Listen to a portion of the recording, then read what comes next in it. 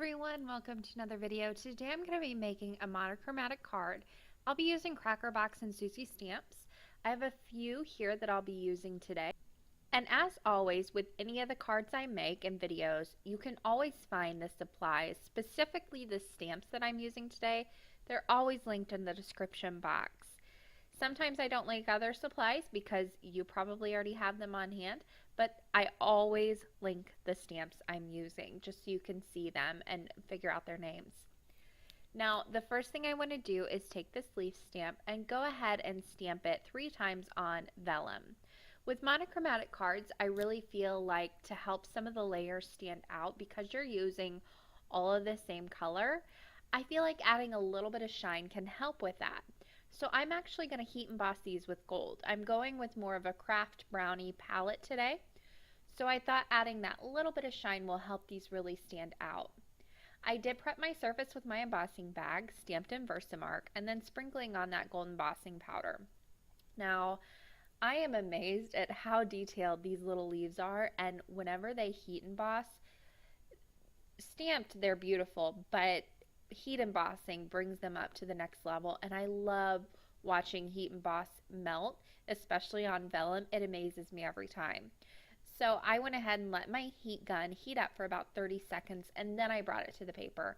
That's going to keep you from burning your vellum, and it's also going to keep from warping. Vellum can be really thin, and it can be a little temperamental when you take heat to it. So just give it that time to warm up, and then your heat embossing will melt in no time, and you don't have any problems with it. Once I heat set all of those, I went ahead and did some fussy cutting. I love fussy cutting, and I left a little bit of a border around all 3 of these.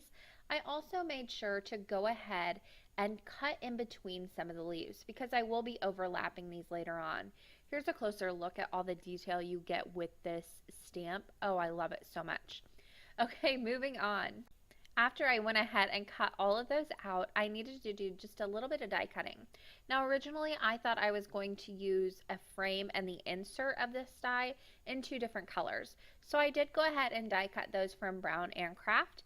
I ended up just using all craft because I like the look of it better. However, you can do the brown frame with the craft center. And if you do something like this, always remember that you can switch your card design in the middle. It's not going to hurt anything. Just throw your die cuts that you may have had into a little bowl off to the side. I always keep a little thing full of die cuts off to the side of my desk. Sometimes I just pull from there and make a card from what's in there. I went ahead and took that insert, the craft insert, and I'm going to stamp this Thankful, Grateful, Blessed stamp from Cracker Box and Susie Stamps. I prepped my surface with my embossing bag again, and I'm stamping it down with Versamark ink. I'm using my Misty because I'm actually going to do 2 layers of heat embossing. With a really bold sentiment like this, sometimes that heat embossing, even with a regular sentiment, it can look a little grainy almost, is what I would call it. So to get it just nice and level, to stand out a little bit more from that background, because we're going monochromatic, everything's pretty much the same color here, I want to go ahead and add that extra layer to really bump it up away from the surface. So I stuck my panel back in there again, prepped my surface again, stamped the same stamp down again. Because I'm using my Misty, it's going to go in exactly the same place, and then I can heat set again for a second time. You could even go a 3rd time with it. I was happy with it the 2nd time, but by all means, go for a 3rd time and really have it pop away from the surface. That would be gorgeous. There you can see that 2nd layer just really takes away that graininess, nice and flat and smooth. It's gorgeous just by doing that 2nd layer of embossing. So once I was done with the embossing, it was really time to start putting this card together. There's not a lot going on here. I find if you do a monochromatic card, it's best to keep it simple. That way you can see all the layers and everything that's going on. Because everything's one color, you don't want too much of it, or it can be a little bit overwhelming.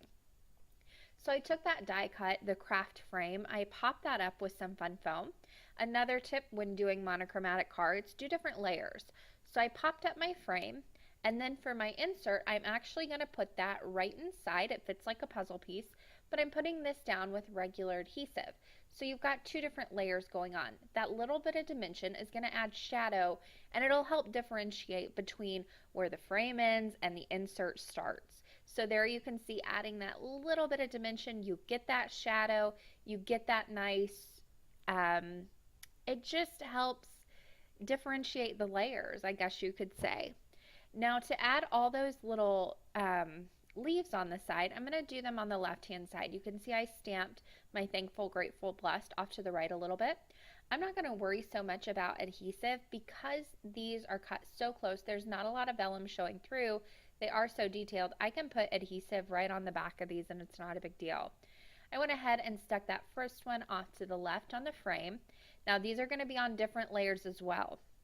I'm also going to tuck different leaves behind different little other ones here.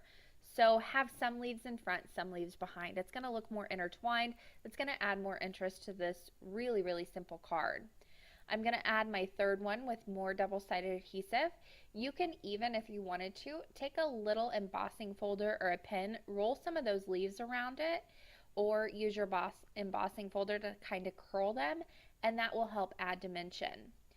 So I added my third little leaf there, and I didn't like the bottoms of them sticking out, so I actually took my bone folder and just pressed them right inside the frame, so it looks kind of like they're growing out of that frame. I thought that was a better look for this card.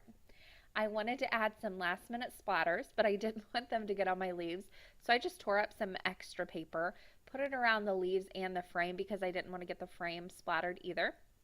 And then I'll go ahead and take some, this is Fireworks and Rich Cocoa. If you don't have something like this, like a spray, just take a little bit of brown acrylic paint, and then, or you can take Perfect Pearls, mix it with a little bit of water, and just sprinkle that down with a paintbrush or toothbrush or whatever you have on hand. It really is just an easy technique that you can customize to whatever, and it adds that little bit of interest. This leaves more of a shimmer than a brown look, so that's why I went with this one. It kind of blends into the background. Finally, I'm taking some pale gold Nuvo drops, and I'm adding that all around the sentiment that I placed. I'm just doing different size drops, and once that was on there, this card was done. I didn't use that third stamp. I planned on putting that on the inside, which I did later, but on video I left that off because I didn't want to mess up my Perfect Pearls on the outside, or my Nuvo drops on the outside. There we go. There's a closer look at the finished card. I hope you guys enjoyed this video. It really was a fun card to make, trying to come up with a monochromatic scheme that wasn't too boring. Off to the left, you're going to see a few different links you can click on. You can also subscribe to my channel over there. If you like this video, you can give it a thumbs up down below. As always, thanks for watching and happy crafting.